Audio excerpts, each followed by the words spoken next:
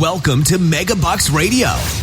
Conversations with successful entrepreneurs, sharing their tips and strategies for success. Real-world ideas that can put MegaBucks in your bank account. Here's your host, Nina Hirschberger. Welcome to today's show. This is your host, Nina Hirschberger. And my guest today is Mark Bowser. Mark lives with his family in the Cincinnati area, and he is well known in his ability to teach and train on leadership skills. He's quite the man. He's worked with many top tier kind of companies. But Mark, welcome to today's show. Well, thank you very much, Nina. It's good to be able to be here. So let's go back in time. Tell me your story. You and I, you actually own a UPS store in the Fishers, Indiana area. And I think, if I recall, you've been in the family printing business for a long time. Am I right? That is correct. We used to own the Bright Corporation, which was headquartered out of Anderson, Indiana, which is just north of Indianapolis. And my grandfather bought that business back in 1945, and we ran that for multiple generations. And then in November of 2021, we ended up selling that. That my dad, at age 90, decided that he was done. He was ready to retire. And so, wow. I can't understand that. I know. Bob's probably going, well, where were you 30 years ago on that thought? But anyway, that we never thought he'd want to sell it, and but he decided that he would, and so we started looking into purchasers for that, and we found a guy who was interested in the funeral industry, because Bright Corporation was a publisher for the funeral directors. And that probably sounds odd to your listeners, but what it primarily did was the paper products such as the register books, acknowledgement cards, prayer cards, memorial folders. That was the main bulk. And so we sold that then, and my younger cousin and I, we weren't quite ready to retire, and so we decided to look into franchises.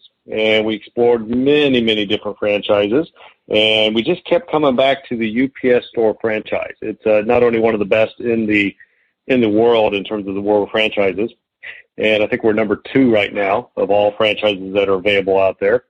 And we found one. The blessing was that a store opened up in Fishers, Indiana. My cousin lives just 10 minutes down the road in Fishers from the store, and so it was a perfect fit. I handle sales and marketing and human resources. He handles operations, so it's more important for him to be physically there. And then I go over just a couple of days a week from the Cincinnati area. I go over to Indianapolis and make my presence known over there, if you will, and help out where I can. And then I come back and do my other stuff. And kind of sideways in that is my cousin and I, we own 2 companies. We own the UPS store, and then we own Empowering Enterprises, which handles all of my speaking engagements, book royalties, and that type of thing.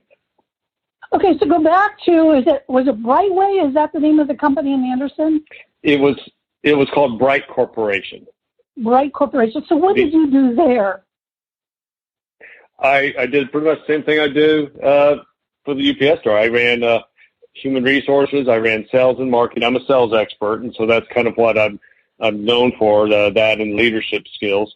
And so that's I did the same thing for Bright that I did for our other 2 companies.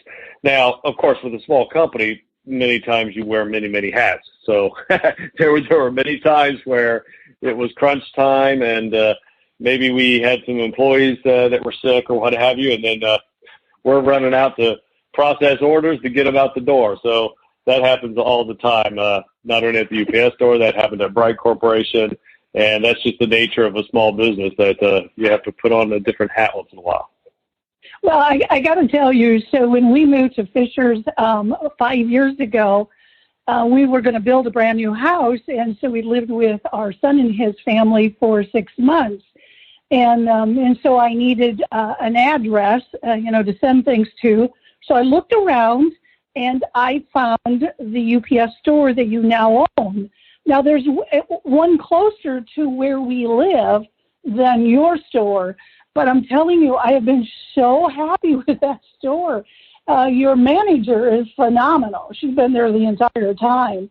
And but they're always friendly, they're always helpful, they're just, and the store is clean. And I grew up in the printing industry as well. My grandmother owned a menial letter shop. For those of us who are a little older, we can remember that smell. That was the pre-days of the copier. And as a kid, I would go in and I'd put the labels on and all of that. So today what we're going to talk about is sales. Maybe another time we'll talk about leadership, but I really want to pick your brain, want to hear your strategies, your tips, because the people that listen to this radio show are business owners. Most of them are brick and mortar, local, Main Street kind of thing, you know, your doctor, your lawyer, your whatever. And so I want to hear your tips on sales. How can you increase sales in a business?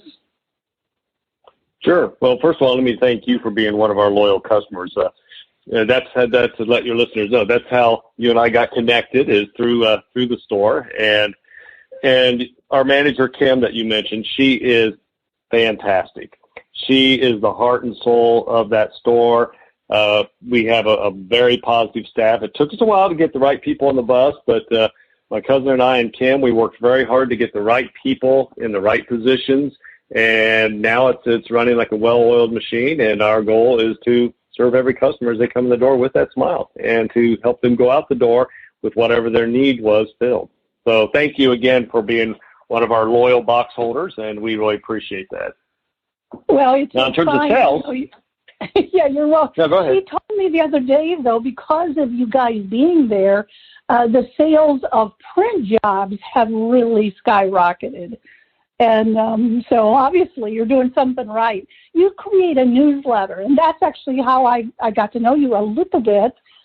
Actually, that you've written a book. I bought the book on Amazon, and unbeknownst that you didn't realize what was going to happen, I took the book in, put a letter in there and said, would you please autograph the book? I'm very impressed. So that's how that all came about. But, okay, so let's start with tips on sales.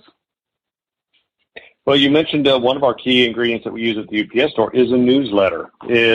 One of our goals was to push print sales. And the reason for that is, one, that's our background. Two, the previous owner did a fantastic job of building the foundation of the store, but he didn't really push print. And so we wanted to kind of broaden that perspective. One way we've done that is through a newsletter. Now, that probably scares some of your listeners because they're going, I don't know what to put in a newsletter. I'm not a writer. I don't know what to do. Well, you don't have to be a writer. I happen to be a writer, so it's simple for me to just pull articles that I've written and put them in the newsletter. But if you haven't, there are many, many places on the web that you can go to that are basically article directories, if you will. And you can actually pull somebody else's article off there with their permission, and that's why they're on that article directory. And you can you just give them a little bio in terms of, this is by Fred Smith, blah, blah, blah. And now you have some content. And the reason why that's important is you got to give the reader value. It has to be some sort of value. So let's say you're a dentist. Pass out a newsletter to every one of your patients who come in the door. Maybe give them two. Encourage them to give it to somebody else. You have an article in there of value. Maybe it's an article in terms of how to keep cavities out of your 10-year-old's mouth, that type of thing. Now, you've built some value, but what else do? You pack it with coupons. You put something in there that they may not know that you do. Like, for example, our store wasn't known for print. So we started packing that with coupons of print. And that began to tell people that, oh, wow, I didn't know the UPS store could do that. And so that's one way we've done that. I know a chiropractor. Actually, he's my chiropractor. And what he'll do is he'll give out, it's about the size of a business card, he'll give out a little coupon for a free examination, a free body scan, if you will. Now, why is that important? Well, because he won't serve you until he does a body scan. He's not going to come in and just let you hey, lay down and I'll just start cracking your back. No. That's dangerous. So what he does, he wants to make sure he knows exactly what's going on in your body before he starts working on you. And so that's one way he gets them in the door. He gives them a free body scan, a free examination. And then if they want to choose his services, well, great. He's more than happy to do so. And now they become a patient. So that's another way of doing that. In a small business, a lot of it is position selling. Like, for example, we have a lot of college students and a couple high school students who work at the store. I don't expect them to become expert sales professionals overnight. They may never become expert sales professionals. That's not their goal in life. But I can teach them and help them position sell. Position selling is setting up the sale for somebody else to come in and close the deal, which would be myself, our manager, or my cousin. And how they do that is one way is by passing out the newsletter to people before they leave. Another way they do it is they do what I call funnel down selling. It's in the one industry that really does this pretty well is the fast food industry. Have you ever been to Wendy's and they've asked you, hey, would you like to biggie size that combo? Now, what they just did is they funnel down sell or upsell. It costs them pennies to biggie size your fries and to biggie size your drink. But they make millions of dollars doing that. So one way that we do it is we ask them, hey, is there anything else I can do for you today? Would you like some stamps? A lot of people don't know that we sell stamps. A lot of people don't want to go stand in the line at the post office. Well, we do that for them, and then they can get their stamps from us. And that's just one simple way that you can do that. And so funnel down selling or position selling, creating value with a newsletter, those are two ways that a small local company can begin to make some footprints with the people who come in the door. So, yeah, I want to explore the newsletter a lot because I'm a very big fan of newsletters. And you're absolutely right. It's not hard. I would say, I got to begin to know you. You always have something about your background, your story, that you guys were cousins. I mean, everybody's got a story. You could be going on vacation. Tell about the vacation. Put pictures of the vacation.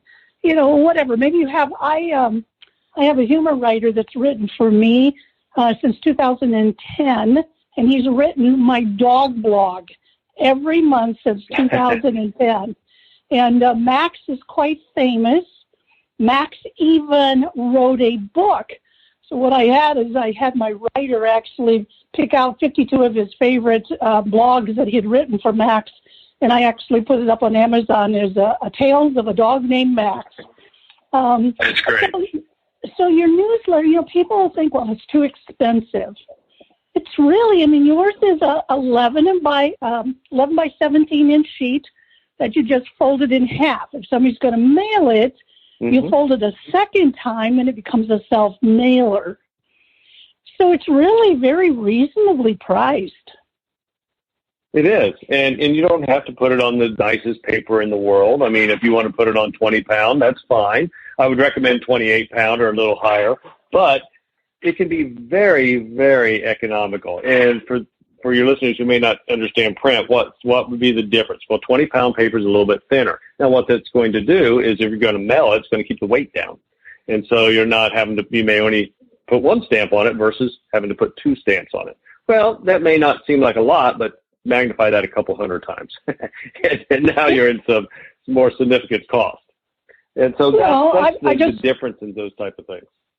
I just read that the price of postage is going up to 66 cents. So it does add. It does add, but I say, what is the cost to stay? I say top of mind for your clients. You don't have to send it to thousands of people, but what about the top 100? Or like you do is you pass it out in your location. Do you do that every month, Mark, or is it, how often do you create your newsletter? We do it 11 months of the year. During Christmas time, obviously our peak is from right around Thanksgiving and through January. And so that's a very busy time of the year. And so our November and December newsletter are combined. It's a one newsletter. But other than that, it's every month. Wow, that's really smart. So as you speak, to, because you are a stage speaker, you speak all over. Have you got other businesses encouraged, and are they doing newsletters as well? Well, we haven't really pushed the newsletter concept too much in a lot of the seminars that I do. A lot of seminars I do are what are known as on-site seminars, where, for example, a vice president of sales of a company will hire me to come in and work with his 12 salespeople, if you will.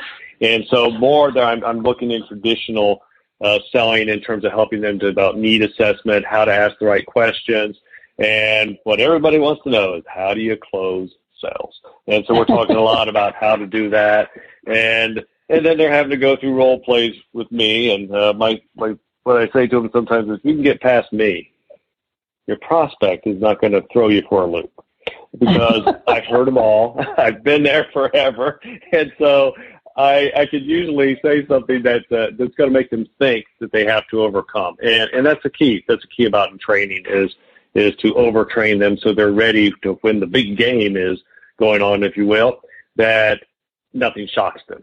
Or if there's something that startles them, they figure out how to go around it to help serve that customer.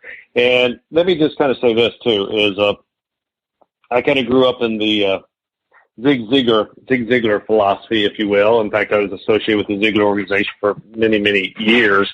Had the honor of writing a book with Zig before he passed away called Sales Success. And one thing Mr. Ziglar used to say a lot is he said, you're an assistant buyer. Because a lot of times when people are thinking about sales, particularly if you're a dentist or a lawyer, and selling is not your main profession or main focus, you've never been trained on how to sell. And so you think about selling as something you do to somebody. Well, Mr. Ziglar always pointed out, selling is something you do for somebody to help serve them. And he said, that's why you're an assistant buyer. Now you're on the same side of the table with them. You're working with them to serve them for whatever it's going to be that helps them. And that's why you don't sell to everybody. Not everybody's the best fit. Not everybody needs what we have. And that's fine. That's fine. Because we want to be able to service them. If I service them, now it's a win-win. And they're not only going to come back, they're going to spread the word. Yeah, I love that. And the reason I bring that out. I love that. And the reason well, thank you. The reason why I bring that up is because selling gets a bad profession. It gets a bad name. It gets a black eye every day. And part of it is because of the mentality that has been preached for many, many years about the selling profession.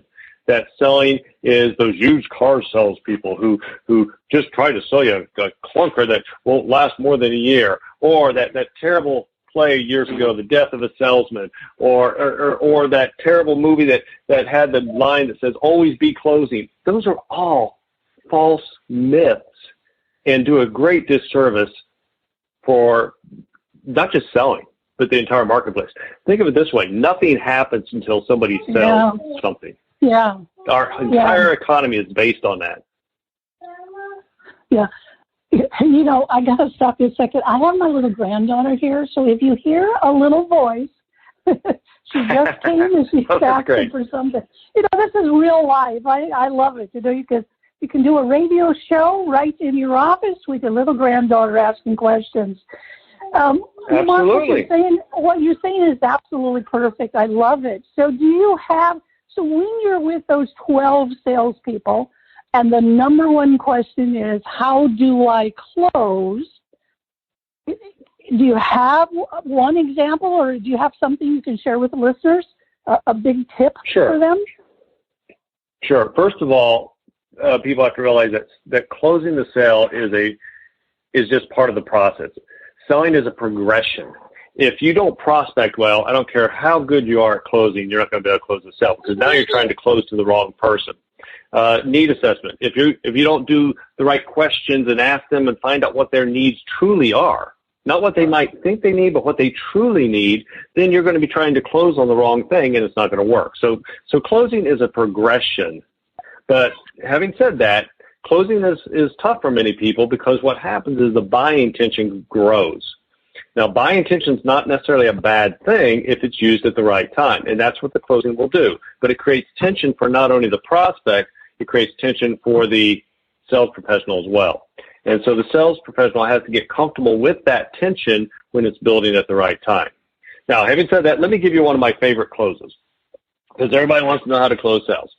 Is many, many years ago, part of my career, to tell you the truth, is I've had the privilege and blessing of being able to hang out and learn from the best of the best. I think people like Zig Ziglar has been I didn't know him very well. I was an acquaintance of his. I know his son, Tom.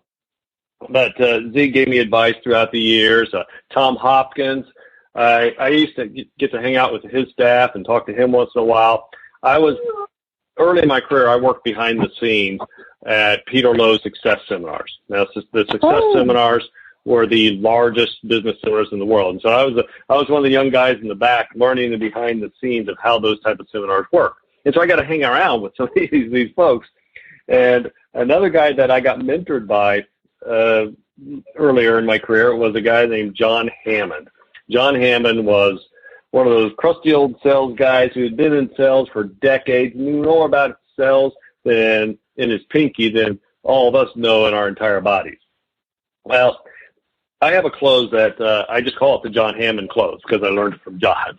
And John got tired of day after day, week after week, hearing an excuse from prospects that were basically a push-off. And if you've ever had a prospect say something that just does not make sense, they say something, well, I want to go home and sleep on it. I want to go home and roll around in my brain for a while. Well, what do you do with that? There's nothing you can do with that as a sales professional because you don't know what the problem is. And so John created a close that addresses that.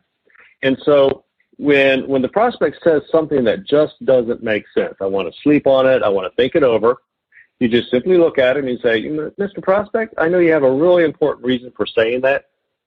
Do you mind if I ask what that is? And then you go silent. And John said that this is not one of those cliches where the first one who speaks loses. There is a truth in this one. Because what's going to happen is the buy intention is going to go through the roof.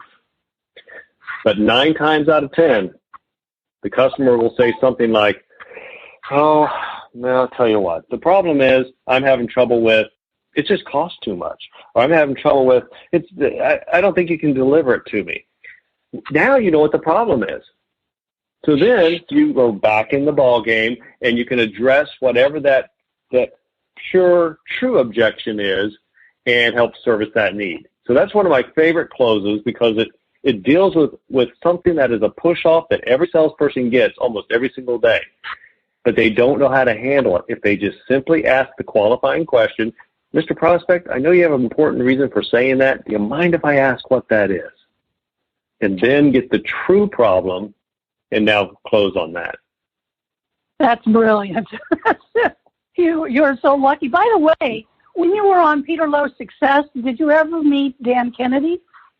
He was the one who I was around Dan a lot. Dan is one of the best marketers in the world, and we almost lost Dan a few years ago. He got very, very sick. And the way I hear, he made kind of a turnaround. But Dan is, I never got to actually talk with Dan personally, but of all the speakers, and there were many speakers on those platforms, and many of them sold product. And we helped run the behind-the-scenes product tables and the Live in Christ tables, which is where the Christian testimony stuff was given out and so forth. Dan Kennedy is the only speaker that gave us a commission on the sales of his products. And wow. Dan was he was very precise. He was back then. He was selling his marketing, like magnetic marketing, and it was in a bag. It was in a big burlap bag, and and he would sell out of his stuff most of the time. But it had to be very precise. We had to fill out every order exactly right. We had to do a number of different steps. And so our show manager, he'd say, okay, everybody give me all the orders to me. And then he'd go through them real quick. And he'd look through them to make sure everything was filled out properly. And then Dan would give us a commission. Now, Dan's an interesting guy, too, is that he usually spoke last. These were all-day seminars, and you'd have people like Zig Ziglar, like I mentioned, Tom Hopkins, usually a celebrity speaker. Many times they get like a former president that would speak on there and so forth. And Mrs. Bush spoke on a lot of them, Barbara Bush. And anyway, he liked to speak last when about 10% of the audience was still there. They'd been there for hours. A lot of them had already left, and that's when he loved to speak. And he would still sell out of most of his stuff. And he was just a very interesting guy. But for small businesses, Dan Kennedy is the best marketer in the world, hands down. I mean, he's not big into brand marketing because none of us are Nike. We can't put the TV ads on that's going to cost us millions for putting it on for the Super Bowl. And so he talked about direct marketing directly to the consumer or to whoever your customer is. And that works. And so that's why I've kind of followed Dan's philosophy in my marketing and my selling in terms of how can I get face-to-face, voice-to-voice, directly with the person who can buy. And because brand marketing you can't quantify, direct marketing you can measure to find out if your marketing dollars are getting the bang for the buck.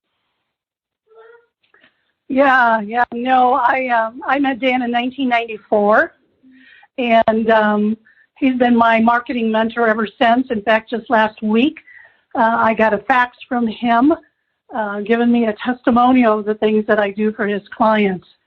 So you're spot on. You're right on. Great. I was actually in so I worked at Notre Dame for 8 years, and side story, but I did a marketing campaign for one of the offices there and brought in $1.3 million, and Dan showcased it on one of his magnetic marketing updates. So Dan and I go back a long way as well. So I'm looking at the time, Mark. So we started out, we said newsletters. Then we talked about training for upselling with your staff, so when they come in. We talked then about sales and that one question that is just, converts. We talked about Dan Kennedy being, a master marketer. What other kind of tips do you have for any local business? I think one of the biggest keys is to think about one word, and that word is influence. Whether you're a leader, which I believe we're all leaders, whether you're a sales professional, which I believe that everything is selling, it all comes down to influence. How can you get that person to grab hold of your idea or grab hold of your product or service, whatever it is, and move it forward? Influence is about moving things forward. And so how can you do that? And many times people think that that's moving it all the way at the same time. Now, what I mean by that is sometimes people have to crawl before they can run. And I think sometimes people are trying to push the sale too soon. They haven't formed any rapport, they haven't formed any trust, and they expect the person to buy today. I don't understand why they didn't want to buy that $1.5 million gizmo that I just wanted them to buy. Well, because you just talk to them for 5 minutes, they're probably not going to buy that $1.5 million gizmo. You have to build rapport, you have to build the trust, and to be patient when the sales cycle takes a little bit longer. And that's where the position selling comes in. It may not be the first time they see a newsletter, for example. It may not be the second time they read the newsletter. It might be the 15th time that they read the newsletter. And then now they're coming in and saying, hey, can you do X, Y, Z? Yeah, and, exactly. Well, by George, I can. Well, and I think you must also really believe in writing a book or being an author. Even if you didn't write it, there's always ways to get around that because you've got a number of books. In fact, that was how I found you, was through your book. So talk about becoming an author. Well, I started writing back in about, I think the first book came out around 1999. And that first book was titled Power Nuggets, just little nuggets of ideas to help people succeed. It is now called Jesus Take the Wheel. I'm also a Christian writer. And the title changed is because when another publisher picked that book up, they came to me and said, Mark, we'd like to change the title. We think it'll sell more to women. We'd like to call it Jesus Take the Wheel. So as I was trying to absorb that, I was trying to absorb, it's kind of like, okay, you think it's going to sell just more to women than men? Hadn't thought of that. Second thing it was, isn't there a song by that title? And then my third thought was, are we allowed to use that? and so they reassured me and go, yes. So that one came out again called Jesus Take the Wheel. Most of my books are in the business area, such as my new leadership book is called Thrown In. It's primarily for inexperienced leaders or leaders that have been technically thrown in to a situation that now they are the leader and everybody's looking at them. It's written in business story form, so people learn through a story that's written a little closer to the novel type genre. I've written Sell Success by Mission that with Zig Ziglar and Tom Hopkins and Scott McKain. Some of our Indiana folks might realize Scott McKain's name. Scott is a mentor of mine. Scott is one of our elder statesmen in the speaking industry now, and he kind of started me as I was young and kind of helped bring me up in the speaking industry. The one book that's a little bit more of an outlier out of the business genre or the Christian area genre is a book called Some Gave It All. And that is Danny Lane's story of his experience during the Vietnam War.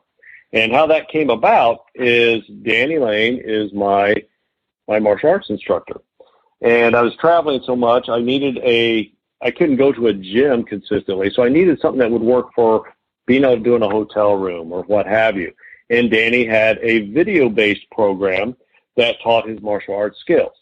Now, if you're not familiar with Danny Lane is one of the top martial artists of all time. He's a 9th degree black belt, former world kickbox champion, 9-time national martial arts champion, and one of Chuck Norris's top black belts. He's good friends with Chuck and has worked out with Chuck for 40, 45 years.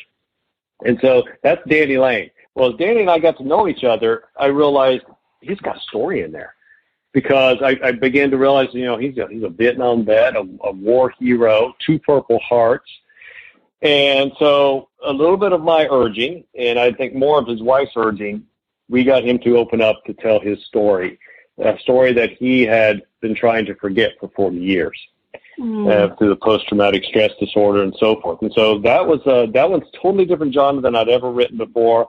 Danny and I co-wrote that, and how our process we even wrote it was a little different. Is I was asking him to go back and remember things that were awful, and so we did it as gently as we could. He would basically just write down his thoughts. He would write down his memories. He's a decent writer himself. He'd write all those down, and through a lot of tears and a lot of heartache, he was able to get that out. And it actually helped him with his post-traumatic stress disorder. And then I would take that he'd send to me, and I would actually turn it into a book. And even some things that startled me, because something you may not know is my degree is in history. That's my background is history.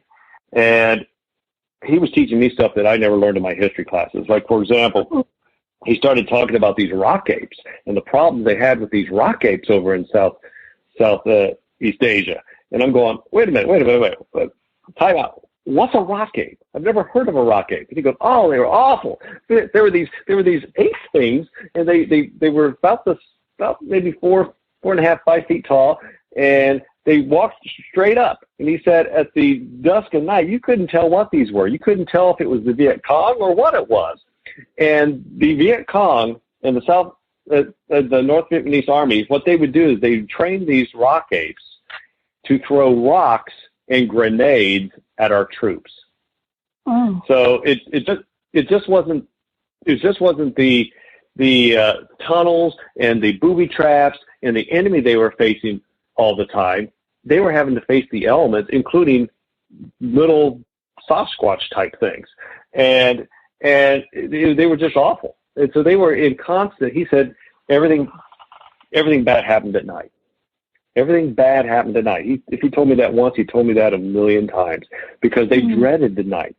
He was a Marine, and they would be out in the jungle for 3 months at a time. I mean, completely out in the jungle. You sleep, you eat, you do everything out in the jungle, and you don't come back. And it was awful. It was awful, but without people like Danny Lane, this country wouldn't be where we are today. we wouldn't be free like we are today. And I know our country has some challenges right now, but nothing compared to that we'd have if there weren't people like Danny Lane doing what he did and going through what he did. And not just then. A lot of, and you hear the veterans talk about it, their talk about it is sometimes living through the war was the toughest battle, because he's fought that same fight for 40 years. And the trauma, it's not quite as bad as it used to be. He says, I don't have the nightmares of Nam anymore, but he says, I still have nightmares. He says, there's always something going on in my brain that now I'm having to go do something to somebody to protect something. And that happens over and over. And that's what our veterans go through, to where one of the big causes that we had for the book is the Project 22. There's an average of 22 veterans that die every day with their own hand by committing suicide. Wow. And that's got to stop. That's got to stop. I think particularly that Vietnam era, that was like every war is awful, but the Vietnam vets did not get the accolades, and that's not even the right word. They did not get the support and the help from a thankful nation when they came back. And I still don't think to this day they've gotten quite what they deserve. And so Danny's had a lot of health issues that were caused by the war, heart issues and GI tract issues that were caused from all the stuff they were exposed to over there in the jungle. And he had malaria a couple times. Obviously, he was around Agent Orange and all that. These guys were just heroes of what they had to do. Yeah. Well, Mark, I am looking at the time, and we are out of time. If somebody would like to get a hold of you, maybe hire you to speak, maybe do you do private coaching for sales, or is it in a group setting? Yeah. Most of mine are in group settings. I do coaching every once in a while, and so if somebody's interested in that, they can contact me and we'll take a peek at that. The best way to contact me is through my website, which is markbowser.com. That's MarkBowser.com. Or if you're in the Indianapolis area, pop into our UPS store on Oleo and 116th in Fishers. And if I'm not there that day, just drop a little note with Kim or Kendra, who's our assistant manager, and they'll make sure they get that to me. That sounds terrific. So thank you for being on the show. I've been jotting down lots of notes myself, but it's always fun to meet another entrepreneur, another marketer, another salesperson, and you are certainly one of the best. So thank you, Mark, for being on the show. I appreciate that. Thanks for having me today. It was great. So this is Nina Hirschberger. Until next time, go out and make it a great day. Thank you for listening to MegaBucks Radio with Nina Hirschberger. To learn more about the resources mentioned on today's show or to listen to past episodes, visit MegaBucksRadio.com.